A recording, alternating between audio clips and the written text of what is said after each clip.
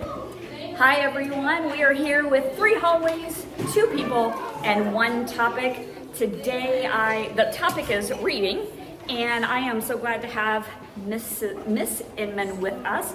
Miss Inman has been with the district a very long time. Tell us what you do here. I'm our literacy TOSA, or an instructional coach, and I help teachers deliver instruction to the entire classroom and develop intervention for kids who are not on track. So speaking of kids not on track, how do we know if they're not on track? At the beginning of the year, we give a benchmark assessment that kind of assesses their reading skills in 3 to 5 different areas. So it might be phonological awareness. Yeah, I don't know what that is. It's okay. Phonological awareness, phonics skills like letter sounds, oral reading fluency, so can I read passages without stumbling over words. And then that tells us whether they're on track for their grade level, like they met their benchmark goal.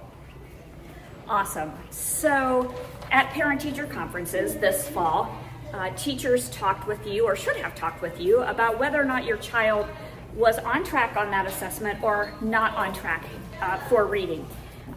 If they were not on track, what happens when they're not on track, Miss Inman? When they're not on track, that tells us that we need to be doing some things here at school to catch them up to benchmark. So they're provided an intervention. Most of our interventions run for about a half hour each day. So attendance is really important because we're filling in any areas where they're struggling.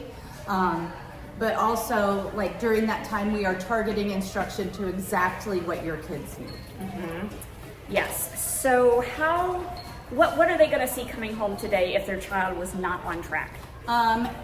Like at conferences, you probably have heard that your student was either on track or not on track, and that they might be on a RIMP. If they're on a RIMP today, you'll be getting a letter, and it kind of explains what a RIMP is. It's a reading improvement and monitoring plan. And then on the back, it lays out like where your student scored at the beginning of the year, and then what intervention they're currently receiving. Okay. And this is state law, right? This Yes. is not something that, so every school in the state of Ohio does this and requires this. Do they need to send anything back or do anything with this RIMP when it comes home? On the back there is, please review it so you understand what it is that we're doing. The letter kind of explains, and then also like where they are, what areas they might be struggling in, and then what we're working on. Please review all of that. And then down at the bottom, there's a signature part. If you wouldn't mind signing that and filling it out, so that way we know that we have communicated with you and we don't need to keep trying to find you to let you know what we're doing. And of course, please do not hesitate to reach out if you have any questions at all regarding this, or just wanting to know where your child's progress is and if they're improving. That is our goal, is to get them reading and writing by the time they leave us at the end of 2nd grade. So thank you, Miss Inman. Real quickly before I leave you, your kids should be coming home with one of these books today. It's so much fun. Mercy Watson to the rescue, and they're going to have a reading calendar. I'm also going to link it in the Parent Square message.